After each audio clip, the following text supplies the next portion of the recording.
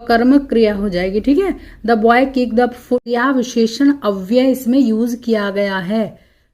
किसकी विशेषता बताई जा रही है? क्रिया की विशेषता बताई जा रही है। राम क्या, परीक्षा की दृष्टि से बहुत इंपॉर्टेंट है। देखिए प्रश्न है, विच sentence is correct grammatically. Grammatically कौन सा सेंटेंस करेक्ट है? मैंने आपको पहले ही बताया है कि देखिए स्पोकन इंग्लिश और जो कॉम्पिटेटिव एग्जाम की इंग्लिश है उसमें डिफरेंस होता है। आप स्पोकन इंग्लिश में, हेलो एवरीवन, स्वागत है आप सभी का मेरे चैनल पे। देखिए हम फिर से आज लेकर के आ गई हूँ मैं जो लैंग्वेज का पेपर है, इंग्लिश और हिंदी वाला। तो शुरू करते हैं बिना टाइम वेस्ट किए। पहला प्रश्न है, देखिए आप ना स्कोर जरूर बताते चलिएगा। पहला प्रश्न है, कीप क्लियर डैश, इसमें फिलअप करना है विग्ड बॉयज। इसमें क्या करना है, हमें प्रीपोजिशन हमें फिल करनी है, तो ऑफ आ जाएगा इसमें। देखिए कीप क्लियर ऑफ विग्ड बॉयज, दुष्ट लड़कों से दूर रहो। अगर यहीं पे कुछ होता किसी से अलग होना, मतलब जैसे हम सीढ़ी पे हैं, सीढ़ी पे से गिर गए तो वहां पे ओ डबल ऑफ आ जाता। किस चीज से हम जुड़े हैं और उससे अलग हो जाना, तो उसके लिए ओ डबल एफ ऑफ आ जाता है, ठीक है। या उनसे दूर रहने की बात कही गई है तो ये ओ एफ ऑफ आ जाएगा, फ्रॉम नहीं आएगा, ठीक है। नेक्स्ट प्रश्न है, देखिए हेम या हेम जो आप प्रोनाउंस करेंगे, Hem has no control dash his temper. Hem का अपने टेम्पर पे, स्वभाव पे क्या नहीं है, कंट्रोल नहीं है, तो इसको ओवर आएगा इसमें। ये ऑप्शन नंबर 2 है। ओवर मीन्स उसको अपने गुस्से पे या अपने टेम्पर पे कंट्रोल नहीं है, वो चीज उनके अंदर है, मतलब फीलिंग है वो, लेकिन हमें दिख तो नहीं रही है, तो इसमें ओवर आएगा। ये सभी देखिए प्रीवियस ईयर में आए हुए क्वेश्चंस हैं, टीजीटी, पीजीटी या फिर अदर स्टेट में जो हैं उससे 6 to 8 वाले, इन्हीं में से सब आते हैं। क्योंकि आपको पता है हिंदी हो या इंग्लिश हो, जो ग्रामर होती है या फिर जनरल इंग्लिश या जनरल हिंदी होती है, उसके रूल्स वही रहते हैं जो हैं, ठीक है। सब प्रीवियस ईयर में आए हुए हैं ये नेक्स्ट प्रश्न है, देखिए find the correct sentence. First है, many a man wants to be rich overnight. 2 है, many a man want to be a rich over. देखिए यहाँ पे कुछ भी डिफरेंस नहीं लग रहा, हमें जो बहुत बारीक सा डिफरेंस है वो ढूंढना है। बहुत से लोग रातों रात क्या बनना चाहते हैं, रिच बनना चाहते हैं, ठीक है। तो इसका देखिए क्या है, मैनी अ मैन वॉन्ट्स, ये फर्स्ट ऑप्शन इसका सही है। Many a man wants to be rich. देखिए मैनी अ मैन, अ लिखा है यहाँ भी, लेकिन इसमें ई एन, ये प्लूरल बना हुआ है। ये वॉन्ट्स है, देखिए ये सही है। टू बी रिच, तो ये वाला इसका सही है। इसमें हेल्पिंग वर्ब भी सही यूज हुई है, सब कुछ सही से यूज हुआ है, तो इसमें फर्स्ट ऑप्शन इसके सही है। मैं इंपॉर्टेंट प्रश्न ही करा रही हूँ जो परीक्षा की दृष्टि से बहुत इंपॉर्टेंट है। देखिए प्रश्न है, विच sentence is correct grammatically. Grammatically कौन सा सेंटेंस करेक्ट है? मैंने आपको पहले ही बताया है कि देखिए स्पोकन इंग्लिश और जो कॉम्पिटेटिव एग्जाम की इंग्लिश है उसमें डिफरेंस होता है। आप स्पोकन इंग्लिश में वर्ड्स को इधर उधर भी बोल सकते हैं, लेकिन जो ग्रामेटिकल चीजें हैं वो हमारी कॉम्पिटेटिव एग्जाम में केवल वही चेक होती हैं, तो इसलिए हमें थोड़ा सा उसमें डिफरेंस होता है। देखिए ये है विच सेंटेंस करेक्ट। अब पहला ऑप्शन है, I and you have done it. दूसरा है, he and you went there. 3 है, I and he liked it. 4 है, you Tom and I ate sweets. तो इसमें देखिए ऑप्शन नंबर 4 सही है। 4 क्यों सही है? देखिए एक फॉर्मूला है, आप याद कर लीजिए, इसमें भी लिखा है और वैसे भी इसको फॉलो करते हैं। ये होता है, देखिए pronoun are always used in the form of 2, 3, 1। इसका मीनिंग ये है कि इसमें देखिए पहले यूज होता है सेकंड पर्सन, फिर थर्ड पर्सन और फिर फर्स्ट पर्सन। फर्स्ट कौन सा है? आई है। थर्ड कौन सा? टॉम, जो जिसकी किसी की बात की जा रही है। और जो सेकंड पर्सन है यू होता है ना, आई, यू एंड अदर, कोई किसी का नाम लिया जा रहा है, किसी को एड्रेस किया जा रहा है, वो थर्ड पर्सन होता है। तो ये फॉर्मूला आप याद कर लीजिएगा। देखिए जो 2, 3, 1 याद कर लीजिएगा। इसमें अगर 3 लोगों की बात कर रहा है कोई आदमी एक, तो पहले होगा सेकंड पर्सन यूज, ये यू सेकंड पर्सन है, टॉम थर्ड पर्सन है और आई जो है फर्स्ट पर्सन है, मतलब जो बात कर रहा है, ठीक है। इस तरह से यूज होता है। नेक्स्ट देखिए क्वेश्चन है हमारा, विच सेंटेंस इज करेक्ट है। फिर से, they are women teachers, we are lady doctors, you all are housemates, we are women doctors. तो इसमें देखिए ऑप्शन नंबर जो 4 है ये सही है। क्यों सही है ये? देखिए इसमें ज़्यादा उस पर नहीं जाएंगे, हम ज़्यादा ग्रामर पे नहीं जाएंगे, लेकिन सीधी सीधी ये बात बता दोगे, दे आर वीमेन। यहाँ पे जब डॉक्टर्स लग रहा है, यहाँ पे उनकी क्लास बताई गई है, प्लूरल में बताई गई है, तो यहाँ पे जो है इस कैटेगरी में इनके क्या आएगा, सिंगुलर वर्ब आएगी, सॉरी सिंगुलर आएगा इसमें इनका, विमेन का। ये विमेन नहीं वुमेन आएगा, WIMEN होता तो ये सही होता।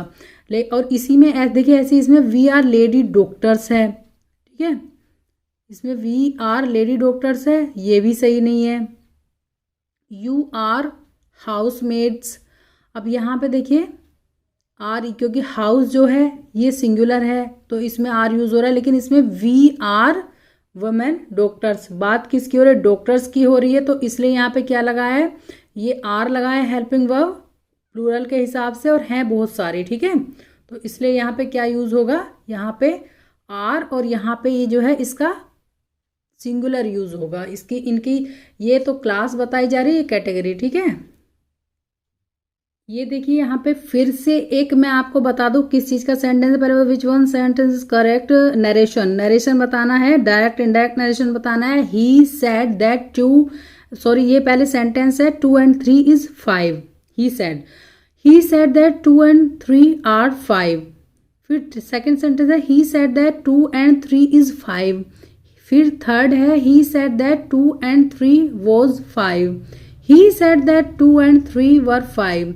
फिर से यहाँ पे एक चीज फॉलो हुई है, यूनिवर्सल ट्रूथ है ये, 2 and 3 इज 5। 2 और 3 क्या होता है, 5 होता है, वो हमेशा 5 ही रहेगा, तो इसमें सेंटेंस नंबर कौन सा आएगा, 2 करेक्ट है। ही सेड दैट, ये तो इसका स्ट्रक्चर फॉलो हो गया किसका, नरेशन का। ही सेड दैट 2 and 3 इज 5, ये सेंटेंस एज इट इज रहेगा, बस इसके इन्वर्टेड कॉमास हट जाएंगे क्योंकि यूनिवर्सल ट्रूथ है। मैं एक ना एक क्वेश्चन हर बार यूनिवर्सल ट्रूथ का इसमें इंक्लूड कर रही हूँ क्योंकि ये सेंटेंस जरूर आते हैं, तो इसमें इसकी हेल्पिंग वर्ब या कुछ भी चेंज नहीं होगा, ठीक है। नेक्स्ट देखिए हमारा है चेंज द नरेशन, फिर से नरेशन चेंज करना है। You say I cut the finger, first है you say that you cut the finger, 2 है you say that I cut the finger, 3 है you say that he cut the finger, 4 है you say that the finger was cut. तो इसमें आपको बता दें कि फर्स्ट वाला सेंटेंस सही है, यू से दैट, तुमने कहा कि you cut the finger, you क्योंकि वही बता रहा है you say I cut the finger, ठीक है, तुमने कहा कि मैंने फिंगर काट, लेकिन जब नरेशन चेंज होगा तो आई को किस में चेंज कन्वर्ट कर देंगे, यू में कर देंगे, क्योंकि उसने बताया और उसी ने फिंगर कट कर दी, इसका ये सेंटेंस सही है। फिर से देखिए बहुत इंपॉर्टेंट प्रश्न है, इसमें ट्रांजिटिव इंट्रांजिटिव वर्ब जरूर आती है। Which sentences an intransitive verb, first sentence है he ran a long distance, फिर है 2 the boy kicks the football, 3 है I feel a severe pain in my head, में लिखा है माई है ये, माई हेड। 4 है the driver stop the train, तो इसमें देखिए इंट्रांजिटिव वर्ब किस में है, he ran a long distance, क्योंकि जो उसने दूरी तय की है, भागा दौड़ा है, उसका जो प्रभाव है उसी पे पड़ रहा है, सेकंड पर्सन किसी पे नहीं पड़ रहा है, तो ये इंट्रांजिटिव अकर्मक क्रिया हो जाएगी, ठीक है। The boy kick the football, उसने फुटबॉल को किक मारा, तो इसका जो काम करने का जो फल था किस पे पड़ रहा है, ये फुटबॉल पे पड़ रहा है, तो इसलिए यहाँ पे भी नहीं है, ठीक है, यहाँ पे केवल इसमें इंट्रांजिटिव वर्ब है। अब देखिए हिंदी के आ गए हैं, बहुत इंपॉर्टेंट प्रश्न है, जो हिंदी स्पेशली हिंदी लैंग्वेज वाले हैं वो बच्चे भी इस पे अपना फोकस कर सकते हैं, और नहीं तो सभी के लिए है लैंग्वेज वाला पेपर। तो देखिए प्रश्न है हमारा ये वाला,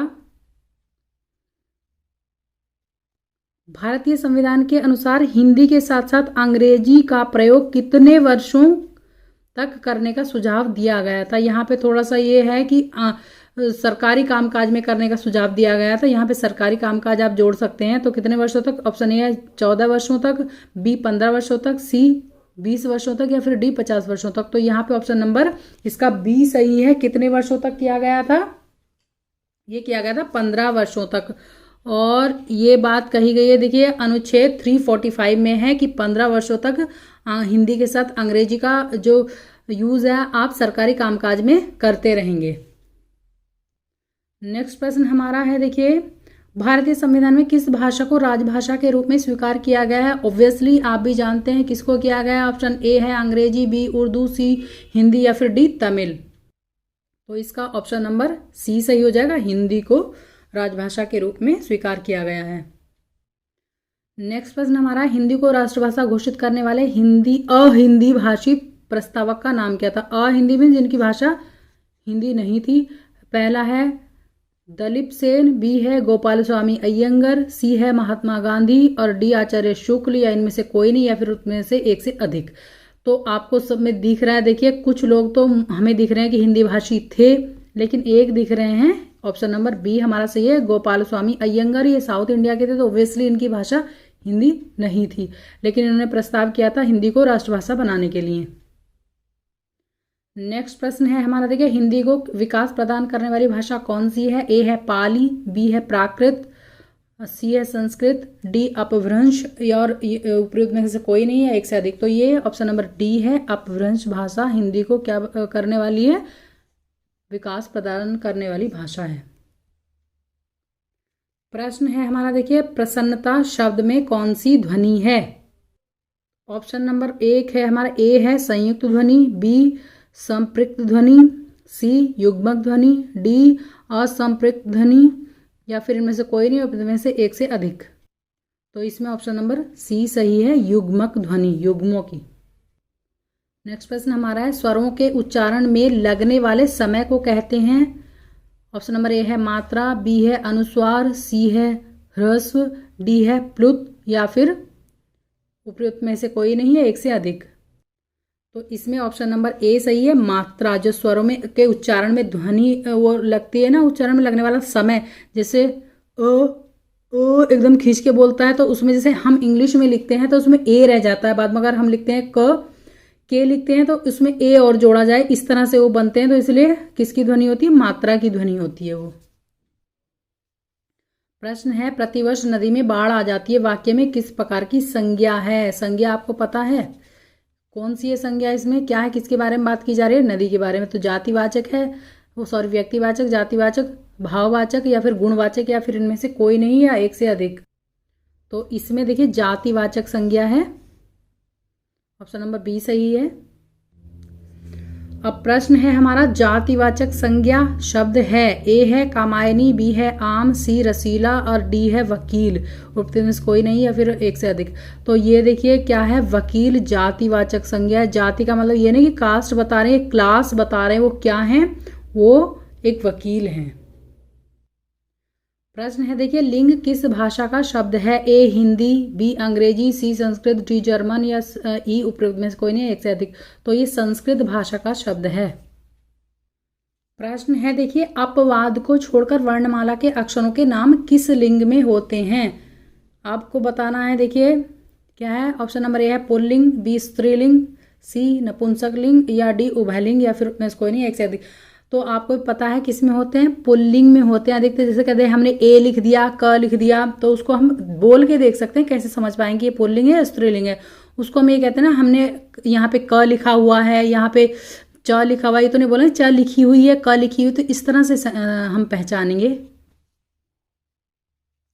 प्रश्न है हमारा, पंखा का बहुवचन क्या होगा? ए है पंखे, बी ये पंखे फिर से लिख दिया है पंखे, ये सी है पंख, या डी है पंखे, या फिर कोई नहीं, एक से अधिक। तो इसमें देखिए पंखे इसका क्या होगा? बहुवचन होगा, पंखे नहीं होगा, इसको ए बोला जाएगा, इसको ए पंखे।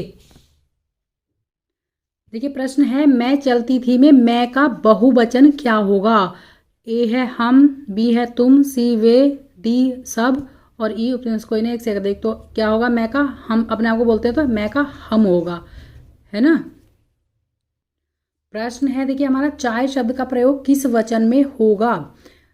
ए है एक वचन, बी द्विवचन, सी बहुवचन, डी त्रिवचन, या फिर कोई नहीं, एक से अधिक। तो इसका देखिए एक वचन में यूज होगा। जितने भी जैसे पेय पदार्थ होते हैं तो उनको एक वचन में यूज करते हैं, जैसे हैव अ टी बोलते हैं ना, हैव अ टी, है ना, तो इसलिए इंग्लिश में बोलते हैं हैव अ टी, तो ये एक वचन में यूज होगा चाय। 21 है, किसका प्रयोग सदैव एक वचन में होता है? ए नदी, बी प्रत्येक, सी साधु, डी घर, और ई कोई नहीं, एक से अधिक।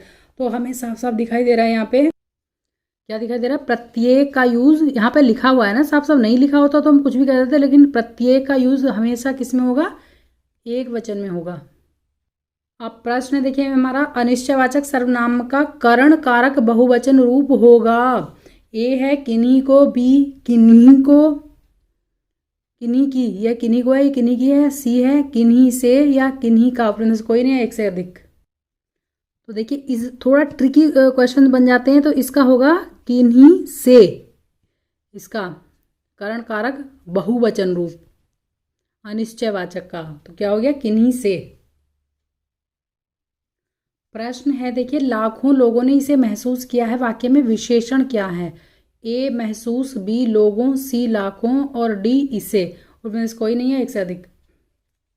तो इसमें क्या देखिए, लाखों जो है इसमें क्या है, विशेषण की तरह यूज हुआ है, लाखों लोगों ने इसे महसूस किया है। प्रश्न है हमारा, प्रयोग के आधार पर पंडु शब्द होगा। ए है केवल विशेषण, बी है केवल विशेष्य, सी विशेषण एवं विशेष्य दोनों, डी है क्रिया विशेषण या उपनिष कोई नहीं है, एक से अधिक। तो इसका आंसर नंबर सी सही है, विशेष एवं विशेष्य दोनों होगा पंडु शब्द। प्रश्न है देखिए, गिलास में थोड़ा दूध है, वाक्य में रेखांकित शब्द विशेषण के किस भेद के अंतर्गत आता है। ये देखिए अंडरलाइन है, और किस भेद, विशेषण का भेद पूछा है। देखिए ए है परिमाणवाचक, बी संख्यावाचक, सी संकेतवाचक, डी गुणवाचक या फिर कोई नहीं है, एक से अधिक। तो देखिए परिमाणवाचक है, परिमाण बताया गया, इसकी क्वांटिटी बताई गई है। इसको देखिए हम किस में, संख्या में तो इसको माप नहीं सकते हैं दूध को, इसको परिमाण में हम माप सकते हैं, तो इसकी क्वांटिटी बताई गई है, ठीक है, थोड़ा दूध। प्रश्न है देखिए, राम श्याम की किताब पढ़ता है, इस वाक्य में क्रिया का कौन सा प्रकार है। ऑप्शन नंबर ए है अकर्मक, बी है अनेकार्थक, सी है पूर्वकालिक क्रिया, डी सकर्मक क्रिया, फिर कोई नहीं है, एक से अधिक। तो इसमें देखिए क्या है, सकर्मक क्रिया यूज हुई है, किताब पढ़ रहा है ना, किसकी, श्याम की। प्रश्न है देखिए, छत से ईंट गिरी वाक्य में कौन सा कारक है, प्रेपोजिशन कौन सी लग रही है। ए अपादान, बी संबंध, सी अधिकरण, डी संप्रदान या फिर ई कोई नहीं, कोई एक से अधिक। तो इसमें देखिए आप कर्ता ने कर्म को कर्म से के लिए ये वाली चीजें जो है इसमें अपादान से अलग होना, तो इसमें अपादान लग रहा है, अपादान कारक लग रहा है, क्योंकि ईंट छत से अलग हो रही है ना। प्रश्न है देखिए, संभव है कि कल हमारा परिणाम निकलेगा, इस वाक्य में क्रिया किस काल का बोध करा रही है। ए है सामान्य भविष्यत, बी है सामान्य भूत, सी है संभाव्य भविष्यत या डी है अपूर्ण वर्तमान या ई कोई नहीं या फिर एक से अधिक। तो इसमें जो है, इसमें है संभाव्य भविष्यत, संभावना व्यक्त की जा रही है, तो इसमें संभाव्य भविष्यत काल है। देखिए प्रश्न है, कल तापमान अधिक होगा, इस वाक्य का काल पहचानिए। ए है वर्तमान काल, बी भूतकाल, सी भविष्यत काल, डी पूर्ण भूतकाल या फिर कोई नहीं या एक से अधिक।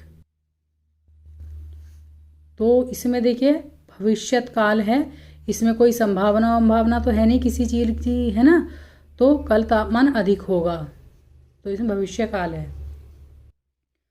प्रश्न है देखिए, पुस्तक पढ़ी जाती है में कौन सा वाच्य है। ए है कर्तवाच्य है, कर्मवाच्य है, सी भाववाच्य है, डी क्रियावाच्य है, उनमें से कोई नहीं या एक से अधिक। तो इसमें जो है, इसमें है कर्मवाच्य, ऑप्शन नंबर बी सही है। इसमें पुस्तक पढ़ी जाती है, पढ़ने का काम किया जा रहा है किसको, पुस्तक को, तो कर्मवाच्य है इसमें। प्रश्न है देखिए, राम धीरे धीरे पढ़ता है में कौन सा अव्यय है, अव्यय। ए है संबंध बोधक, बी है क्रिया विशेषण अव्यय है, सी है समुच्चय बोधक अव्यय है या फिर डी विस्मय आदि बोधक है या उनमें से कोई नहीं है, एक से अधिक। तो इसमें है ऑप्शन नंबर बी क्रिया विशेषण अव्यय इसमें यूज किया गया है। किसकी विशेषता बताई जा रही है, क्रिया की विशेषता बताई जा रही है। राम क्या कर रहा है, धीरे धीरे पढ़ रहा है, तो इसमें क्रिया विशेषण अव्यय यूज हुआ है। ऐसे ही कोई सेंटेंस होगा तो उसको इसी तरह से पहचानेंगे। नेक्स्ट प्रश्न देखिए हमारा है, ये है अजायब घर क्या है। ए है देशी शब्द है, बी विदेशी, सी तद्भव शब्द है, डी संकर शब्द है या फिर में से कोई नहीं है, एक से अधिक। तो ये है संकर शब्द। ऑप्शन नंबर इसका डी सही है। प्रश्न है देखिए हमारा, आखर शब्द का तत्सम रूप कौन सा है? ए है अक्षी, बी अक्षर, सी अम्ब या फिर डी अद्य में कोई नहीं एक से अधिक। तो इसका अक्षर शब्द इसका सही है। इसे कहते हैं ना ढाई आखर प्रेम का, आपने सुना होगा। तो आखर का अक्षर है होता है तत्सम रूप। नेक्स्ट प्रश्न हमारा है देखिए, उबटन शब्द का तत्सम रूप है। ए है उद्वर्तन, उपलेपन, सी है उपहलेपन या फिर डी उद्वर्तन। ये देखिए ये है, ये ऑप्शन नंबर ई जो है वो आपको बताइए एक से अधिक है। ये मेरी जवान भी लड़खड़ा रही है, इसको बोलते क्योंकि मैं टाइम वेस्ट नहीं करना चाहती, तो इस ऑप्शन को मैं सी बोलती हूँ जल्दी में। तो देखिए इसका ऑप्शन नंबर जो है डी सही है, उद्वर्तन। ये देखिए इसमें और इसमें थोड़ा सा आप डिफरेंट कर लेंगे, ऊर्ध्वर्तन और उद्वर्तन, ऊर्ध्वर्तन उद्वर्तन, इसको याद कर लेंगे, ठीक है। नेक्स्ट प्रश्न है, पोखर शब्द का तत्सम रूप है। ए पुष्कर, बी प्रखर, सी पोषक, डी प्रकर या उनमें से कोई नहीं एक से अधिक। तो इसका ऑप्शन नंबर ए सही है, पुष्कर।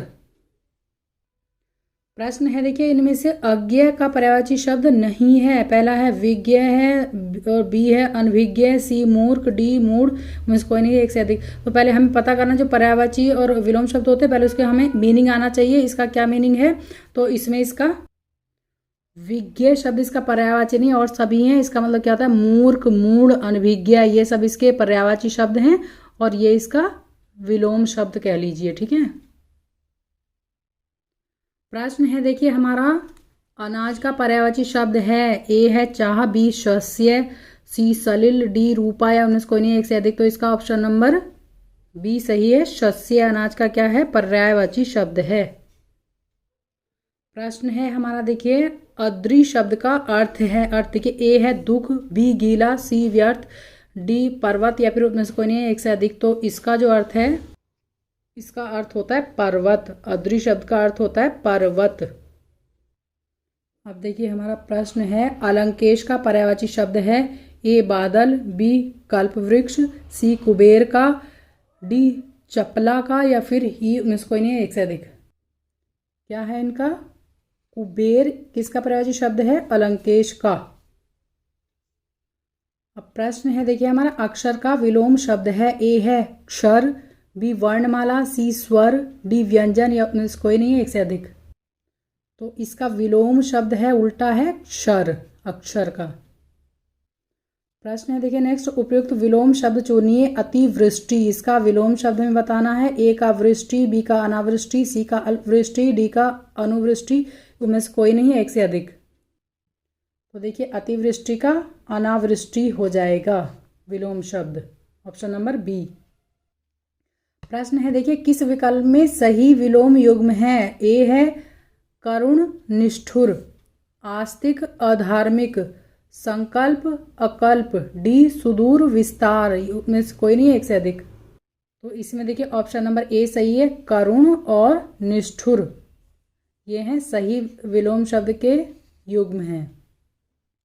प्रश्न है देखिए, किस विकल्प में सही विलोम युग्म है। ऑप्शन नंबर ए है सांझ दोपहर, बी कृपण दाता, सी शुष्क क्षुद्र, डी है प्रसन्न प्रफुल्ल, या में से कोई नहीं है एक से अधिक। इसके देखिए कृपण और दाता इसमें सही विलोम युग्म है, इसमें ऑप्शन नंबर हमारा बी सही हो गया। प्रश्न है देखिए, इनमें से कौन सा शब्द कनक शब्द का समानार्थी नहीं है, मीन्स उसका पर्यायवाची नहीं है। ए है सोना, बी मक्का, सी धतूरा और डी गेहूं, में से कोई नहीं है एक से अधिक। देखिए कितने कंफ्यूजिंग शब्द लगते हैं ना। गेहूं भी किसका, कनक का क्या है, कनक गेहूं को भी कहते हैं, तो इसका ये पर्यायवाची शब्द इस तरह से आ गया है ना। और सोना तो सोना होता ही है कनक, धतूरे सोने को धतूरा भी कहते हैं, तो कौन सा नहीं है, मक्का नहीं है, ठीक है। दोनों अनाज दे दिए हैं तो थोड़ा कंफ्यूजिंग कर दिया है, लेकिन गेहूं कनक को मतलब गेहूं को कनक भी कहते हैं इसलिए दिया है ये। ऐसा नहीं कि इसका मतलब सोना है, लेकिन कनक गेहूं का भी होता है ये कनक। अब प्रश्न है, देखिए, जीवन के एक अंश को लेकर लिखा गया प्रबंध काव्य के लिए प्रयुक्त शब्द का चयन कीजिए। प्रबंध काव्य शब्दों पर थोड़ा विचार किया कीजिए तो आंसर मिल जाते हैं। ऑप्शन ए है जीवनी, बी है संस्मरण, सी है खंड काव्य, डी महाकाव्य, उनमें से कोई नहीं है, एक से अधिक। तो इसका हो जाएगा देखिए खंड काव्य।